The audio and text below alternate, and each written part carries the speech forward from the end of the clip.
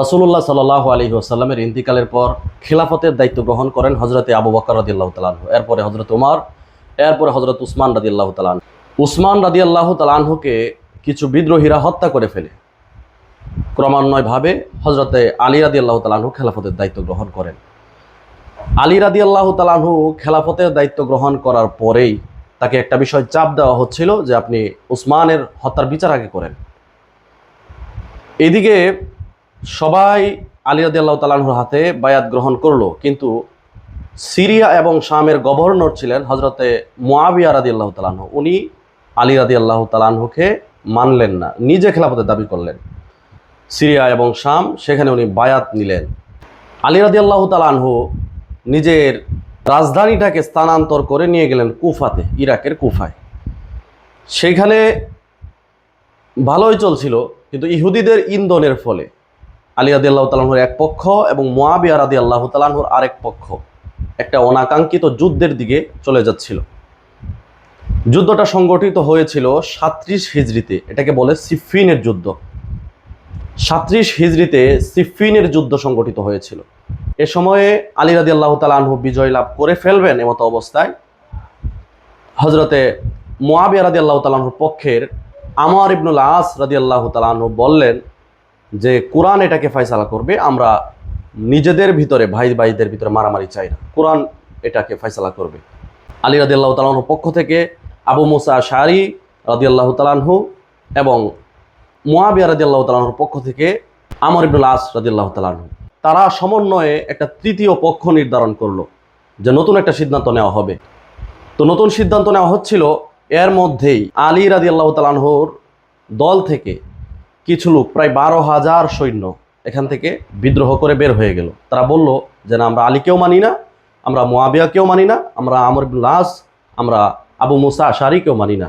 তাদের যুক্তি ছিল আলী রাদিয়াল্লাহু তাআলা আনহু তিনি নাকি কোরআন দ্বারা বিচার ফয়সালা করছেন না, এটা তাদের উদ্ভট একটা যুক্তি ছিল।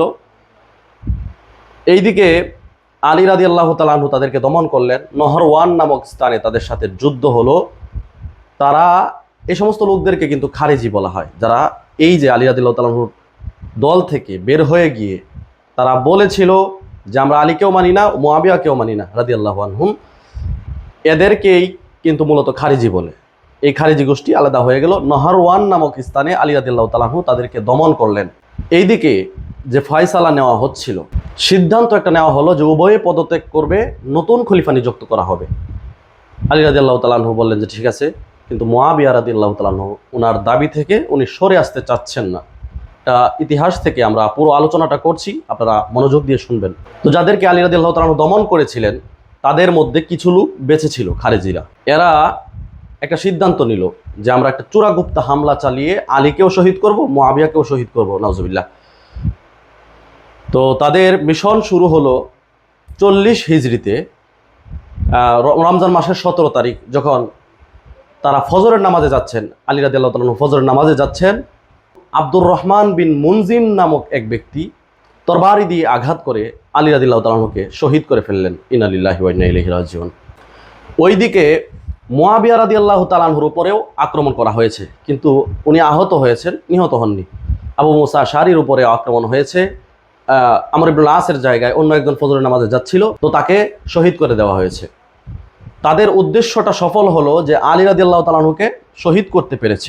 এবার খেলাফতের দায়িত্বে একজন ছিলেন মুআবিয়া রাদিয়াল্লাহু তাআলা আনহু। উনি খেলাফতের দায়িত্ব আঞ্জাম দিচ্ছেন। কুফাবাসী তাকে প্রলুব্ধ করছে যে আপনি এখানে আসেন, আমরাও আপনার হাতে বায়াত দেব, আপনিই যোগ্য, আপনি রাসূল সাল্লাল্লাহু আলাইহি ওয়াসাল্লামের নাতি। হাসান রাদিয়াল্লাহু তাআলা আনহু এইটা করলেন না, বরং রাসূল সাল্লাল্লাহু আলাইহি ওয়াসাল্লাম একটা ভবিষ্যৎবাণী করেছিলেন, আমার এই নাতি হাসান মুসলমানদের একটা বড় ফিতনার সমাধান করবে।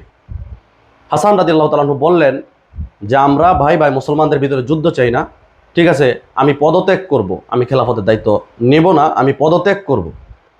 পদত্যাগ করলেন কিছু শর্ত দিয়ে। মুআবিয়া রাদিয়াল্লাহু তাআলা আনহুকে এককভাবে রাষ্ট্র পরিচালনার দায়িত্ব দিলেন। অবশ্য কিছু শর্ত ছিল সেখানে, যেমন মুআবিয়া রাদিয়াল্লাহু তাআলা যে সিদ্ধান্তই নেবেন সূরা ভিত্তিক নিতে হবে, নিজে নিজে কোনো সিদ্ধান্ত নিতে পারবেন না, আহলে বাইতদেরকে সম্মান করতে হবে, ভাতা নির্ধারণ করতে হবে, এমন কিছু শর্ত সেখানে লেখা ছিল। এবার মুআবিয়া রাদিয়াল্লাহু তাআলা আনহু একাধারে প্রায় 20 বছর খিলাফতের দায়িত্ব আঞ্জাম দিলেন। এই সময় মুসলমানরা অনেক উন্নত করেছিল, পর্তুগাল থেকে শুরু করে চায়না, আফ্রিকা থেকে শুরু করে এদিকে উপমহাদেশ ভারত পর্যন্ত পুরোটাই মুসলমানদের, প্রায় অর্ধেক পৃথিবীর চেয়ে বড়, পুরোটাই মুসলিমদের অধীনে ছিল এবং মুসলিমদের শত শত নৌযান ছিল। মুসলমানরা অনেক উন্নতি করেছিল সেই সময়ে। কিন্তু সমস্যাটা বাঁধলো যখন উনি ইন্তিকাল করলেন। 60 হিজরিতে উনি ইন্তিকাল করেছেন, ইন্না লিল্লাহি ওয়া ইন্না ইলাইহি রাজিউন। এবং ইন্তিকালের পূর্বে ওনার ছেলে ইয়াজিদকে পরবর্তী শাসক হিসাবে নির্ধারিত করে গেলেন। সমস্যাটা ছিল এখানেই, কেননা তার চেয়ে গুরুত্বপূর্ণ ব্যক্তি আবদুল্লাহ বিন ওমর বেঁচে আছেন, আবদুল্লাহ বিন জুবায়ের বেঁচে আছেন, আবদুল্লাহ বিন আব্বাস বেঁচে আছেন, রাসূল সাল্লাল্লাহু আলাইহি ওয়াসাল্লামের নাতি হুসাইন রাদিয়াল্লাহু তাআলা আনহু তখনও বেঁচে আছেন। এদিকে হাসান রাদিয়াল্লাহু তাআলা আনহু কিন্তু 49 হিজরিতে ইন্তিকাল করেছেন, যার কারণে হাসান রাদিয়াল্লাহু তাআলা আনহুকে খিলাফতের দায়িত্ব আর দেওয়া যাচ্ছে না। কিন্তু হুসাইন রাদিয়াল্লাহু তাআলা আনহু তো বেঁচে আছেন। ওনারা এত বড় বড় সম্মানিত ব্যক্তি বেঁচে থাকা সত্ত্বেও ইয়াজিদকে দায়িত্ব দেওয়ার পরে সাহাবায়ে কেরামের অনেকেই এটাকে মানলেন না। ইয়াজিদ এবার প্রথমে সাহাবীদেরকে কনভিন্স করার জন্যে একটা সৈন্যবাহিনী পাঠালো। তারা এসে সাহাবাদেরকে বোঝালো যে আপনারা মেনে নেন, মেনে নিলে অনেক ভালো হবে, ফায়দা হবে। আবদুল্লাহ বিন আব্বাস বললেন যে ঠিক আছে মেনে নিলাম। আবদুল্লাহ বিন ওমর বললেন যে আমিও মানলাম। কিন্তু আবদুল্লাহ বিন জুবায়ের বললেন যে না, ঠিক আমি মানতে পারবো না, কারণ তার চেয়ে যোগ্য ব্যক্তি এখনো বেঁচে আছে। মাদিনাতে হুসাইন রাদিয়াল্লাহু তাআলা আনহুর হাতে বায়াত গ্রহণ করলেন মাদিনার মানুষেরা। কুফাবাসী তাকেও অফার করলো যে আপনি আসেন, আমরা আপনার হাতে বায়াত গ্রহণ করব। হুসাইন রাদিয়াল্লাহু তাআলা আনহু প্রায় 80 জন নবীর পরিবারের সদস্য যারা ছিলেন, 80 জন আহলে বাইত সদস্যদেরকে নিয়ে রওনা করলেন সেখানে যাওয়ার জন্য। কুফাতে ইয়াজিদের যে গভর্নর ছিল আবদুল্লাহ বিন জিয়াদ, সে এটা শোনার পরে আমের বিন সাদ নামক এক ব্যক্তিকে 4000 সৈন্যবাহিনী দিয়ে পাঠালো হুসাইন রাদিয়াল্লাহু তাআলা আনহুকে দমন করার জন্যে। কারবালার মাঠে এসে আহলে বাইত সদস্যদেরকে, হুসাইন রাদিয়াল্লাহু তাআলা আনহু সহ আহলে বাইতের সকল সদস্যকে ঘিরে ফেললো। এবার হুসাইন রাদিয়াল্লাহু তাআলা যুদ্ধ চাচ্ছেন না, মুসলমানদের ভিতরে যুদ্ধ চাইবে না, এটাই স্বাভাবিক। হুসাইন রাদিয়াল্লাহু তাআলা বললেন যে না, আমি তোমাদের সাথে যুদ্ধ করতে চাচ্ছি না, আমি 3টা অফার তোমাদেরকে দিচ্ছি, এর মধ্যে যে কোনো একটা আমাকে করতে দাও। হয়তো ইয়াজিদের সাথে সরাসরি আমাকে সাক্ষাৎ করতে দাও, আমি তার সাথে কথা বলে দেখব যে সমস্যা কি আছে আসলে। দ্বিতীয় অফার হলো আমাকে সুস্থভাবে মাদিনায় ফিরে যেতে দাও। তৃতীয় অফার হলো নয়তো আমাকে ছেড়ে দাও, আমি কোনো সীমান্তবর্তী এলাকায় কাফেরদের সাথে যুদ্ধ করতে গিয়ে শহীদ হব। ইতিহাস পড়লে আসলে এই জিনিসটা বোঝা যায় হুসাইন রাদিয়াল্লাহু তাআলা আনহু প্রত্যেকটা যুক্তিযত ছিল। কিন্তু এই যে আবদুল্লাহ বিন জিয়াদের যে কমান্ডার ছিল আমের বিন সাদ, সে এগুলোকে মানলেন না, পাত্তা দিলেন না। 4000 সৈন্য মিলে 80 জন আহলে বাইত সদস্যদের সকলকেই একদম কচুকাটা করে ফেললো। শুধুমাত্র একজন বেঁচে ছিলেন, তার নাম হলো জয়নুল আবিদিন। এর ছাড়া সকলকেই হত্যা করা হলো। হুসাইন রাদিয়াল্লাহু তাআলা আনহুকে যে হত্যা করেছে, কারবালার প্রান্তরে যে ব্যক্তি হত্যা করেছে, এই ব্যক্তি বর্ষার আগায় হুসাইন রাদিয়াল্লাহু তাআলা আনহুর মস্তককে উঠিয়ে নিয়ে ইয়াজিদের কাছে সরাসরি গিয়ে হাজির হলো। ইয়াজিদ এটাকে দেখার পরে আঁতকে উঠলো যে তুমি এটা কি করেছো, আমি তো তোমাকে এমন নির্দেশ দেইনি। এখান থেকে বোঝা যায় হুসাইন রাদিয়াল্লাহু তাআলা আনহুর হত্যার পিছনে ইয়াজিদ সরাসরিভাবে দায়ী নয়, কিন্তু একজন শাসকের অধীনে যখন কোনো ক্রাইম হবে, কোনো অপরাধ সংগঠিত হবে, তখন কোনো না কোনো দায়ভার তো তার উপর পড়বেই, এটাই স্বাভাবিক। এবং ইয়াজিদ যদি এগুলো থেকে শিক্ষা নিত তাহলে তার পরবর্তী ঘটনাগুলো ঘটতো না, পরবর্তী ঘটনা আমাদেরকে অন্যদিকে নিয়ে যাবে। তো এই যে ঘটনাটা হুসাইন রাদিয়াল্লাহু তাআলা আনহুর শাহাদাত এবং আহলে বাইত সদস্যদের সকলকে হত্যা করা হলো, এইটা কাকতালীয়ভাবে 10ই মুহররম অর্থাৎ আশুরার দিনে এসে কারবালা প্রান্তরে ঘটে গিয়েছিল। এইটাকে কেন্দ্র করে আমাদের দেশে অনেকেই বাড়াবাড়ি করে, ছাড়াছাড়ি করে। অনেকেই হুসাইন রাদিয়াল্লাহু তাআলা আনহুর শাহাদাতকে কেন্দ্র করে ঢাকা শহরে দেখা যায় নিজের শরীরকে রক্তাক্ত করে, চাবুক মারে নিজের শরীরের মধ্যে এবং ইয়া হুসাইন বলে আহাজারি করে।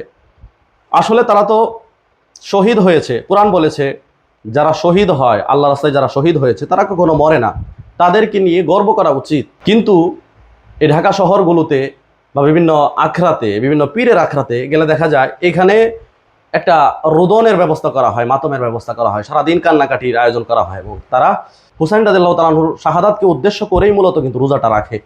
আসলে 10ই মুহররম কারবালার ঘটনাকে কেন্দ্র করে রোজা রাখা যাবে না। রোজা রাখতে হবে নাজাতে মূসার স্মরণে। মূসা আলাইহিস সালামকে এই দিনে মুক্তি দেওয়া হয়েছিল ফিরআউনের হাত থেকে, এর জন্য রোজা রাখতে হবে। কারবালার ঘটনার সাথে আশুরার রোজার কোনো সম্পৃক্ততা নাই, এবং এইটাকে নিয়ে যারা বাড়াবাড়ি করে, ছাড়াছাড়ি করে, এরা উভয় ভুলের মধ্যে আছে। আমরা আল্লাহর কাছে দোয়া করবো, আল্লাহ তাদেরকে হেদায়েত দান করুক। তো কারবালার এই ঘটনার পরে মদিনা এবং মক্কার লোকেরা সকলেই একচেটিয়া ভাবে খেপে গেল, সকলেই খেপে গেল। তারা বলল যে আপনার নেতৃত্বে, ইয়াজিদকে বলল যে আপনার নেতৃত্বে আহলে বাইত নবী পরিবারের সদস্যদেরকে হত্যা করা হবে, এটা কেমন কথা? এখন আর কেউ ইয়াজিদকে মানছেন না শাসক হিসাবে। এটাই স্বাভাবিক যে আপনার অধীনে আহলে বাইতের সদস্যদেরকে, নবী পরিবারের সদস্যদেরকে হত্যা করা হয়েছে, এটা তো আসলে সাধারণ কোনো ঘটনা নয়, কোনো মুসলমান এটাকে মেনে নিতে পারবে না। তো যে বললাম, ইয়াজিদ যদি এখান থেকে শিক্ষা নিত, হোসেন রাদিয়াল্লাহু তাআলা আনহুর শাহাদাত থেকে শিক্ষা নিত, তাহলে পরবর্তী ঘটনা আর ঘটতো না। তার পরের বছর কারবালার ঘটনা হয়েছিল ৬২ হিজরিতে। ৬৩ হিজরিতে তার পরের বছরেই মাদিনাতে ইয়াজিদ লোক পাঠালো, মুসলিম বিন ওকবার নেতৃত্বে ১০,০০০ সৈন্য প্রেরণ করলো সেখানে। তারা গিয়ে মদিনাবাসীকে বলল যে ইয়াজিদকে মেনে নিতেই হবে শাসক হিসাবে, যদি আপনারা ইয়াজিদকে শাসক হিসাবে মেনে না নেন তাহলে আপনাদের উপর আক্রমণ করা হবে। এবং তারা সেখানে ৩ দিন পর্যন্ত মেসাখার চালিয়েছে, মাদিনার মানুষকে হত্যা করেছে, লুণ্ঠন করেছে, এবং মাদিনার মানুষেরা সেই সময় বীরত্বের সাথে, সাহসের সাথে এটাকে ডিফেন্ড করেছে, আলহামদুলিল্লাহ। অন্যদিকে আবদুল্লাহ বিন জুবায়ের রাদিয়াল্লাহু তাআলা কিন্তু এখনো বেঁচে আছেন। উনি বায়াত গ্রহণ করলেন খেলাফতের জন্য। এই খবর শোনার পরে ইয়াজিদ হুসাইন বিন নুমাইরকে সৈন্য দিয়ে মক্কাতে পাঠালেন। সেইখানে গিয়ে মক্কাতে তারা ধ্বংসযজ্ঞ চালিয়েছিল। মক্কার কাবাঘরের গিলাফের মধ্যে মিনজানিক চূড়া হয়েছিল। মক্কাতেও ধ্বংসযজ্ঞ চালানো হয়েছিল, কিন্তু আবদুল্লাহ বিন জুবাইর রাদিয়াল্লাহু তাআলা আনহুকে তারা হত্যা করতে পারেনি। এই বছরেই অর্থাৎ ৬৩ হিজরিতে ইয়াজিদ মারা গেল। এটা আল্লাহ পাকের একটা ইশারা ছিল, অথবা এমনও বলা যেতে পারে হাজার হাজার মানুষ তার উপর রুষ্ট ছিল, তার উপর ক্ষুব্ধ ছিল। আহলে বাইতের সদস্যদেরকে তার অধীনে হত্যা করা হয়েছে, এজন্য ক্ষুব্ধ ছিল। এই জন্য হয়তো আল্লাহ সুবহানাহু ওয়া তাআলা তাকে উঠিয়ে নিয়ে গেছেন। এখন এই যে কারবালার ঘটনা, এই কারবালার ঘটনাকে কেন্দ্র করে অনেকেই শুধুমাত্র ইয়াজিদকে নয়, আমিরে মুআবিয়া রাদিয়াল্লাহু তাআলা আনহুর মতো গুরুত্বপূর্ণ একজন সাহাবী, তাকে পর্যন্ত গালিগালাজ করে। সুন্নি নাম দিয়ে, নামধারী সুন্নি যারা আছে সমাজে, আমিরে মুআবিয়া রাদিয়াল্লাহু তাআলা আনহুকে পর্যন্ত গালিগালাজ করে, ইয়াজিদকে গালিগালাজ করে। ইয়াজিদ যদিও সে সময় শাসনভারের ক্ষমতা তার ছিল, কিন্তু মুআবিয়া রাদিয়াল্লাহু তাআলা আনহুর কি অপরাধ ছিল? উনি তো আল্লাহর রাসূল সাল্লাল্লাহু আলাইহি ওয়াসাল্লাম একজন সাহাবী ছিলেন। হুসাইন রাদিয়াল্লাহু তাআলা আনহুর বেদনা থেকে, হুসাইন রাদিয়াল্লাহু তাআলা আনহুর প্রতি ভালোবাসা দেখাতে গিয়ে অন্যান্য সাহাবীদেরকে যারা গালিগালাজ করে, তাদেরকে যারা কলঙ্ক দেয়, এবং তাদের উপর যারা মিথ্যা তুহমত আরোপ করে, এরাও কিন্তু আসলে ভুলের মধ্যে আছে। আমরা তাদের জন্য দোয়া করব, হেদায়েতের দোয়া করব। এই হলো সেই সময়ের ইতিহাস। এজন্য ইতিহাসটা আপনাদেরকে জানতে হবে। শুধুমাত্র অমুক জন বলল, তমুক জন বলল, অমুক একজন গ্রহণযোগ্য ব্যক্তি বলে ফেললো, আপনি এটা বিশ্বাস করে ফেললেন যে হুসাইন রাদিয়াল্লাহু তাআলা হত্যার পিছনে, শাহাদাতের পিছনে আমিরে মুআবিয়ার হাত আছে। কেউ বলল হত্যাটা সরাসরি ইয়াজিদ করেছে। এইগুলো জেনে আপনি মুআবিয়া রাদিয়াল্লাহু তাআলাকে গালিগালাজ করছেন, ইয়াজিদকে গালিগালাজ করছেন। আল্লাহ যদি চান তাদেরকে মাফ করে দিতে পারেন, কিন্তু আপনি যদি প্রকৃতপক্ষে ইতিহাস পড়তেন, ইতিহাসটা নিজে ভালোভাবে জানতেন, তাহলে অন্তত আর এটা হতো না।